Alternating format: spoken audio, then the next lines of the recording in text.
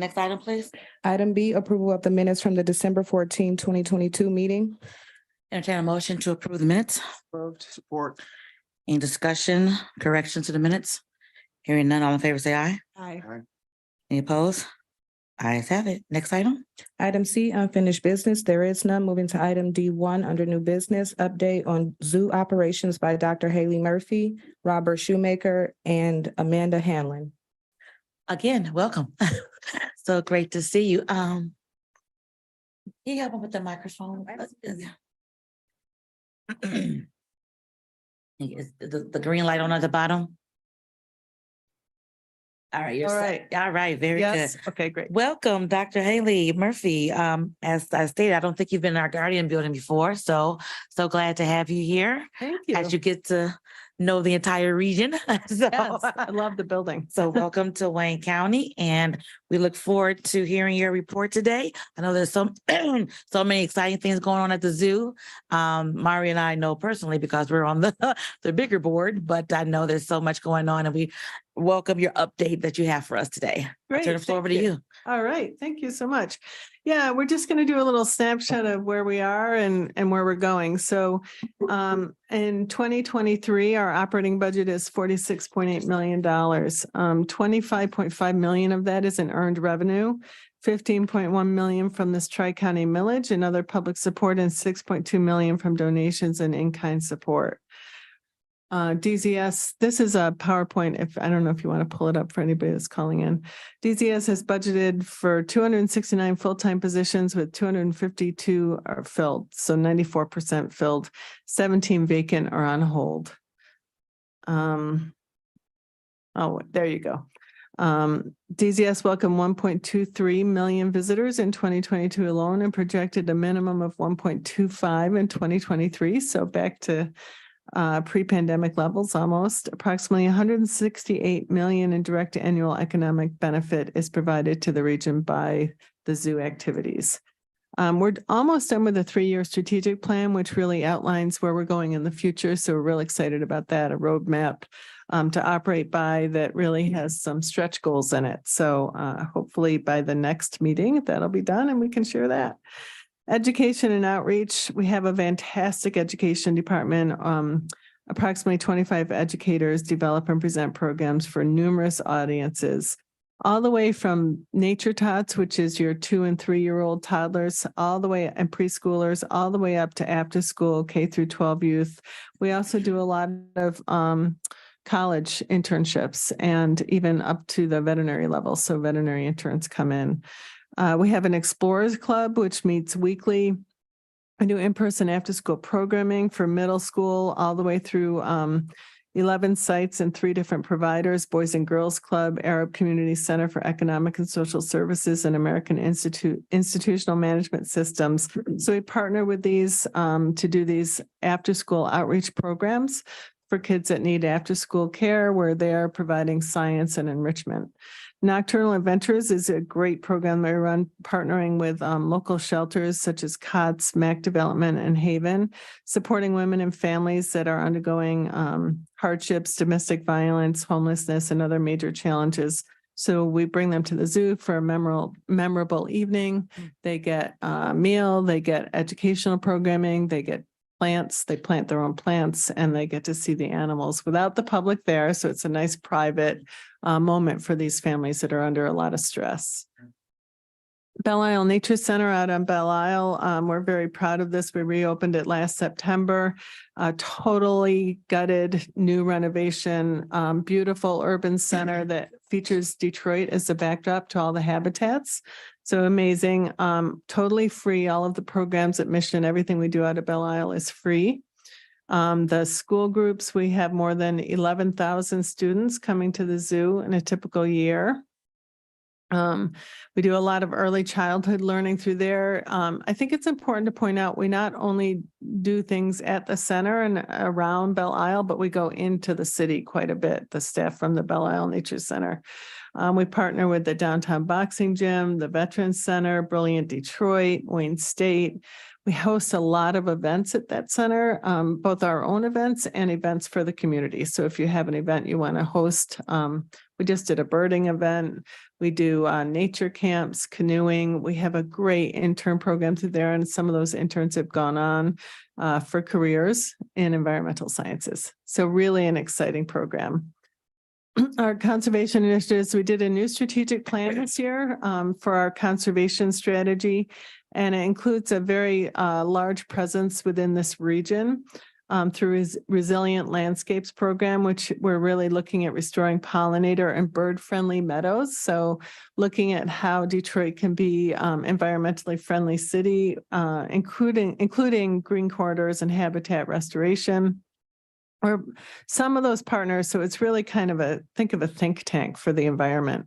Includes SEMCOG, Detroit Audubon, Detroit Tree Equity Partnership, Friends of the Rouge, Friends of the Detroit River, Clinton River Watershed, Council, National Wildlife Federation's Great Lakes chapter. So there's many more that we partner with. We bring everybody together at the zoo. We talk through these efforts, coalition-based efforts, to really help the environment in this region. So we're really proud of that program. It's brand new and it's really taken off. Coming soon, Kid Zone, a $27 million project covering 7 acres of the Detroit Zoo dedicated to kids and their families and why they matter. We've met over 30% of our funding goals so far. We're hoping to break ground this fall. We're right now detailing some massive infrastructure planning and schematic phases. Educational interpretives are underway, really cool. Our interpretives for this site will be in the shape of books. So to encourage literacy throughout the site, all of the signage is in 3 languages. We'll have sensory trails for people who might have some sensory challenges. We have a 16-foot tree canopy climber that's wheelchair accessible. So a lot of looking at inclusion and accessibility within the site. We're doing some major water infrastructure work. You may have read in the newspapers over the weekend that the water towers being a big reveal. I'm not going to tell you what it's going to be, but we are coming into our 95th anniversary, August 1st. So we're very excited about that. But that means we have 95-year-old infrastructure under the ground, including some major pipes that need to be replaced. That are in really bad shape. So municipal water supply pipes, as well as combined sewer networks underground. And a lot of this runs right under that 7-acre Kid Zone site that we need to dig up and renovate anyway. So it's perfect timing to do that. We're going to separate our sanitary sewer and storm network, slow the discharge of stormwater to the sewer, and shift peak flow from the George Kuhn Combined Sewer District, that has 16 contributing communities. So what we do on our 120 plus acre site really affects 16 surrounding communities. We're going to mitigate the negative impacts from water leaving the Red Run watershed and draining down the city of Detroit's wastewater recovery plant and ease pressure on the Clinton River watershed. So very important project. Excuse me. We also have a really exciting new partnership with Huron Clinton Metro Parks. We're partnering with them to really increase our reach and their reach in programming throughout the Tri-County area, especially focusing on Macomb. We're uniquely providing unique, valuable educational experiences, but we're also teaming our environmental sustainability and conservation team with theirs to look at how the environment, how we can improve environmental sustainability. We partnered for an Herb Foundation grant that just sponsored just last week a 3-day retreat for both teams to really maximize our efforts and see where that collaboration can take us. It was really a great retreat. And we're doing strategic planning for that to take place. And again, through programming, themes, and also environmental sustainability. And then our guest experience highlights, we had Bunnyville that kicks off our season, although I don't know if we have a slow season anymore, but kind of kicks off our busy season. We had over 21,000 people come for Bunnyville weekend this year, so huge numbers. Greenfest, that's a tribute to our sustainability efforts, also hugely popular, a celebration of all that we do to help the environment. Brick Live is at the zoo now. If you haven't seen it, please come. It's amazing. Over 70 brick models of animals. And when we say brick, we mean kind of Legos type structures, but they're not branded as Legos.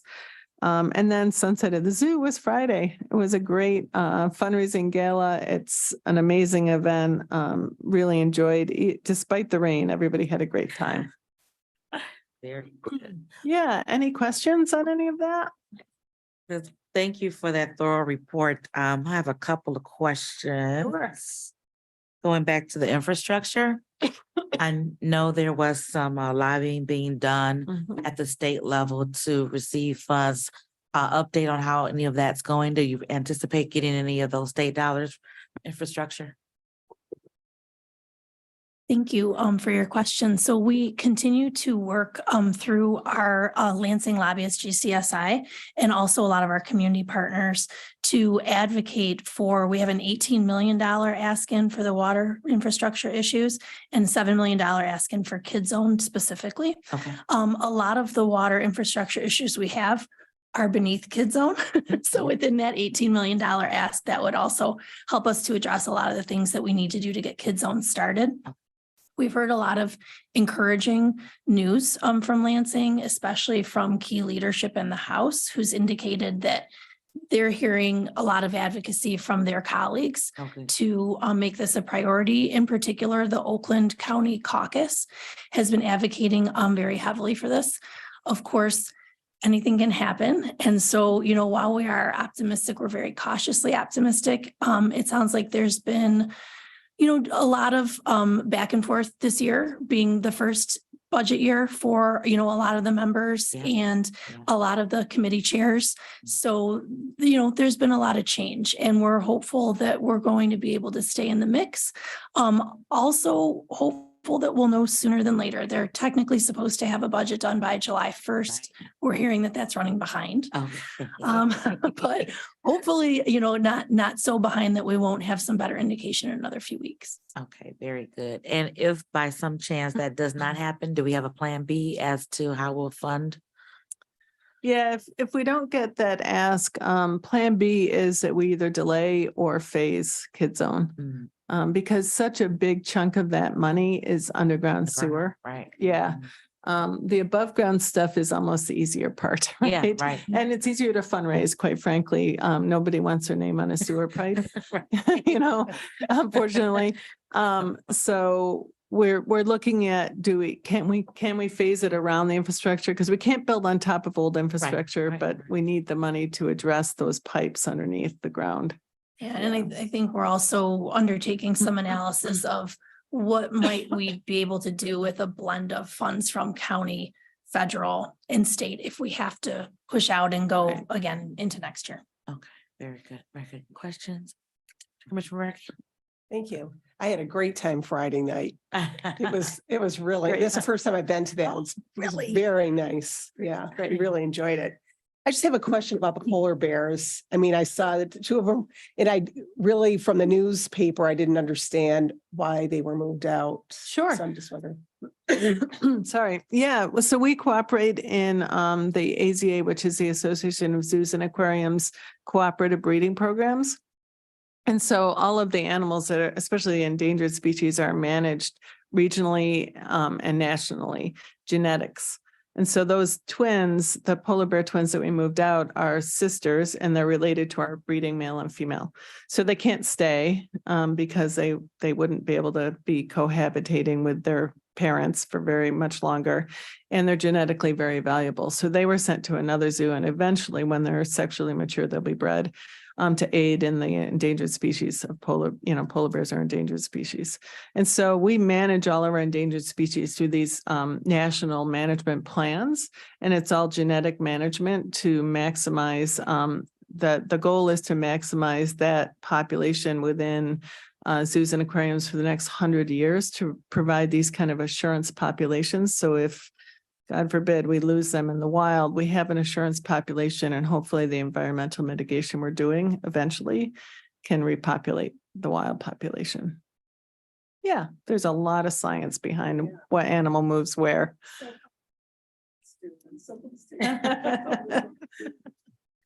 Oh, no, they're good. They were probably just laying there because they were like, it was way past my bedtime.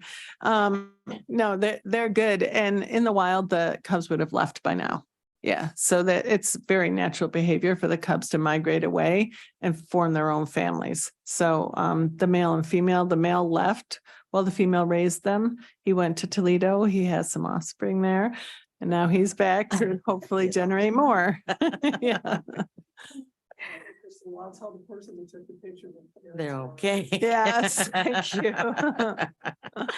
Yeah, Sunset at the Zoo is my favorite summer event, and Friday was the first time I missed in over 12 years, probably. You missed the Wow. party. I know. I'm so hate I was out of town for it, but I know it was successful. I know you loved it. So once you go once, you want to go every year. I was so bummed that I missed it. So I'm glad it was successful. It Despite was, I heard thank the you. rain that came through on Friday, but it's always a great fundraiser for the zoo and a lot of great people coming together just to enjoy the zoo and enjoy each other. So I'm glad it was well, even though I Thank wasn't you. there. It was a fantastic event, despite the rain. Despite the rain. Yeah.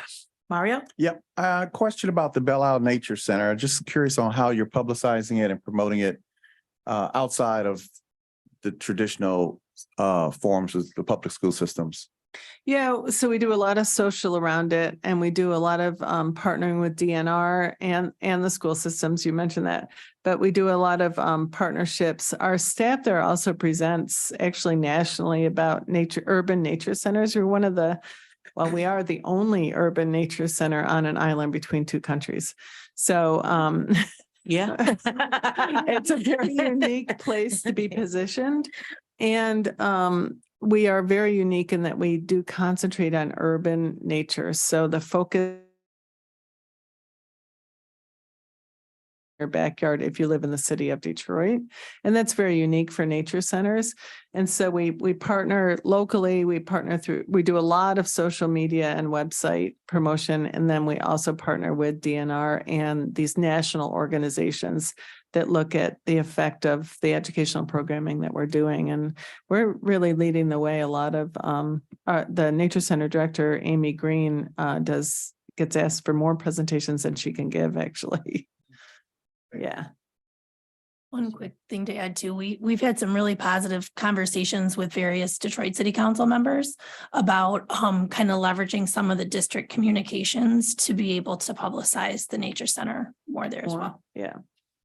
Yeah, I think that would be helpful just to get it out in the community more. And I think going through the city council members would be an excellent way. And even the Detroit commissioners, especially the ones that have that in their district, would be a good way as well. So maybe if there's some information that we can send to us that we can, email it, then we can publish it out. That would be great. Yeah, we're working on refreshing a lot of the information that was kind of put on hold over the pandemic. Mhm. So refreshing it and getting, I call them the glossies, but getting information out that's easily shareable, whether that's in print form or a link to all of our constituents and including commissioners, it would be super helpful. Yeah, absolutely. Any additional questions from members? No, staff? Questions? All right, any final comments? No, just thank you for having us. Amazing building. I think I usually have to zoom in, but today I worked know. out really well. So glad you were able to come down Yeah. and see our magnificent Guardian building. Yeah, it's So, amazing. and then I think Mondays a lot of restaurants are closed. I was gonna say stay around downtown and and go to breakfast or lunch. But I think Mondays is a slow time. But we thank you so much for coming out. If there's anything that we can do, please call on us. Commissioner Terry Marecki, and she represents Livonia, just to get some context. And then, Mr. Morrow and then myself, two of our members were able to make it today, but we'll keep the conversation and the communication going. I Great. look forward to the next time we see each other. Thank you. Thank you all so much. Absolutely. Thank you. All right. Madam Clerk, next item. Item D2, election of officers, chairperson, vice chairperson, and secretary. Okay, well, 1, 2, 3, huh? Is there a motion? And we can just take a slate. Anyone want to move? What do you want to be? Vice Chair. Vice chair? Okay. Can I still be chair? What, secretary? Okay. All right, well, motion? What are we moving? for the record. Moving that we nominate Chairperson Alicia Bell to be the chair and Terry Ricky. Moraki as the treasurer and Mario Morrow as the vice chair. Okay, that's secretary. Secretary. Yes. 1 year terms.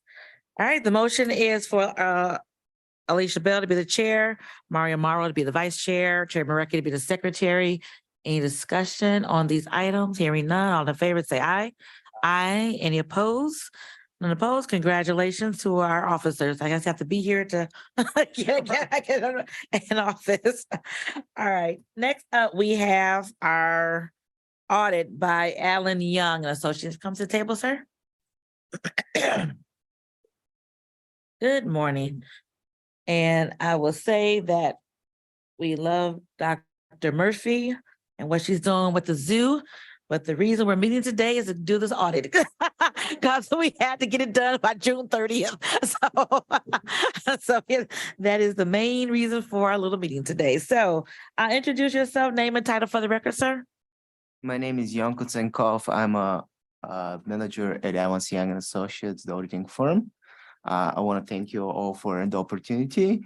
And it's going to be a tough suit following their report, but mine is going to be a little bit more drier. Being counting. No problem.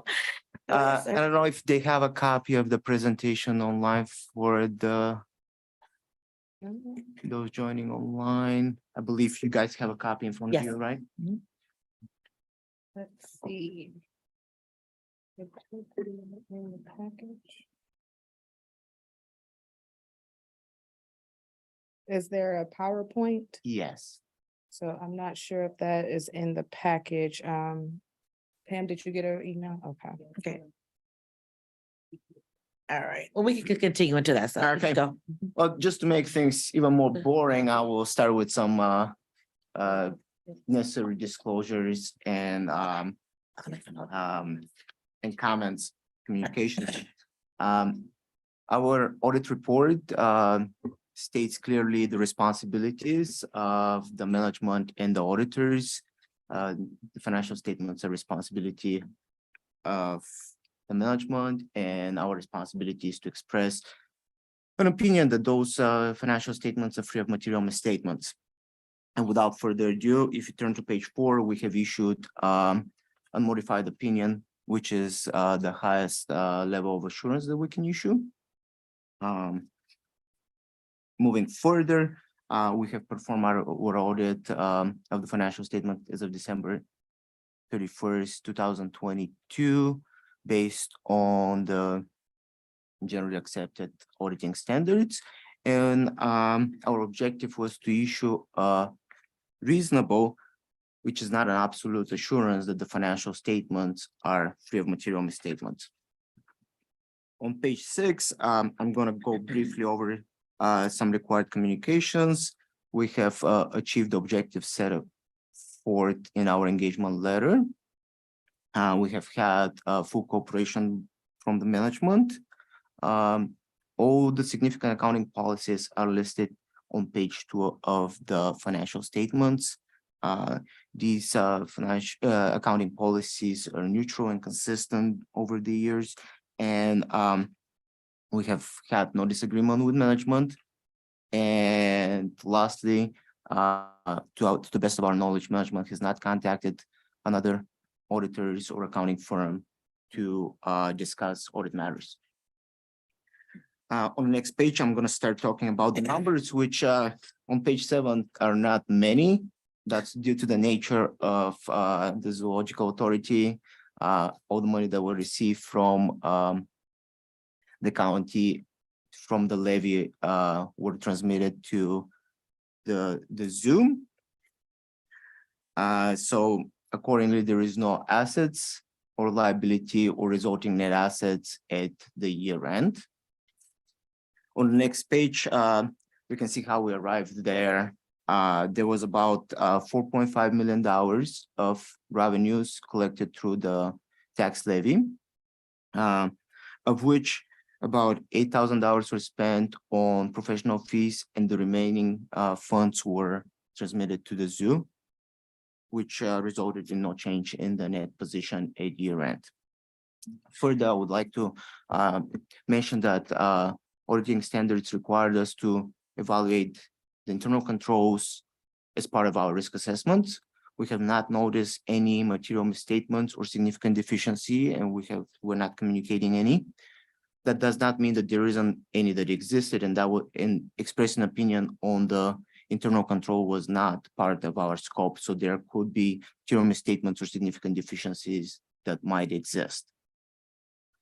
At which point I've gone over to the report and I will take some questions if there are any. Well, I'm glad to see our property taxes, as you see, the increase from 21 to 22 increased, and that's something that our assessor spoke to us a few weeks ago. So I'm glad to see that in Wayne County, we're collecting more on our property taxes, which is a great thing. More money for the zoo and for other entities that we collect taxes for. Questions, Commissioner, Mr. Murrow? Yes, give me a promotion, huh? I know. 60, Commissioner. So I take it the professional fees are the fees for the audit partner, the Allen Young, and also the principal, audit principal. Is that where the audit fees come from? This is the Professional fees? These are last year's auditors' fees. Okay, Our fees would probably end up in 23. the next year. Yes. All right, thank you. Gregory Terrell was the firm Right. last year, so this in 21 was the fees. for That's them. right. Okay. Thank you. Commissioner Markey, you have a question? Okay. All right, as you know, we have deadlines to meet, and this was one of the deadlines we had to meet to get the audit done. We don't have a large budget, obviously, because we just transfer the funds from here from the county to the zoo, except for the professional fees. Only professional fees that we have are our auditing fees, so it's pretty cut and dry. But the state needs to have this document, and we have to have it done every year. So, any additional questions on the audit? Madam Chair, Yes. just want to add that we'll be sending after the approval of the audit, we'll finalize the audit. We'll be sending a management representation letter just to confirm that the information we've received is accurate and complete. And after that, we're anticipating as soon as we get that signed to have the audit finalized and submitted to the state. Sounds good. Thank you so much, sir. Thank you. All right, is there a motion for the audit? Motion, if you can make the motion, please, for the audit, the management letter, and the invoice. Okay. So I move that we accept the audit, the management letter, and the invoice. All right. Any discussion on those three items? Hearing none, all in favor, say aye. Aye. Any opposed? Ayes have it. Thank you. Next item, Madam Clerk. Item D4, approval of the resolution for levy and collection of the millage and the 2023 tax rate request form. Mr. Markey. Okay, I will move that we approve the resolution for levy and collection of the millage and the 2023 tax rate request form. Support. Moved and supported. Any discussion on that item? Any discussion? Hearing none, say all in favor, say aye. Aye. Any opposed? Ayes have it. Next item, please. Moving to page 2, item 5, discussion on the 2023 meeting schedule. Okay, Pam, help us out here with the meeting schedule. Do we have any dates in mind? You left your bag. So we have one more meeting we need to do this year. I don't have to. I don't have to meet. So we this is our business meeting to do the elections officers and the audit. And we had a great presentation today, so it's up to us if we want to have another meeting this year or not. Just in case the budget after the numbers start coming in, if they see that we need to in the budget, so maybe one at the end of the year. Okay, so maybe November for an end of year meeting, just to look at our numbers, because we'll know better by that time what the numbers rolled out to be after the summer taxes. So if everyone can maybe look at their November schedule, The earlier the better. early in November, Mhm. where you going somewhere? Well. Snowbirding. Okay, let's see. All I am looking. Let's say tentatively November 6th. Does that work with you, Terry? It's a Monday, That's good. November 6th. Day before the election, right? There's There's an election somewhere. no elections this year. Thank God. So November 6th is good. Yes, 9:30 or 10. It's up to you guys. 9:30 is cool. All right. So 9:30 on November 6th. I know, but it'll be here before we know it, right? All right, very good. We'll do that. All right, next item, Madam Clerk. Item E, such other matters as may be properly submitted before the authority. There are none. Public comments is our next. Do we have anyone on Zoom? Anyone on the telephone? Any emails? No emails. All right. Public comments going once, twice.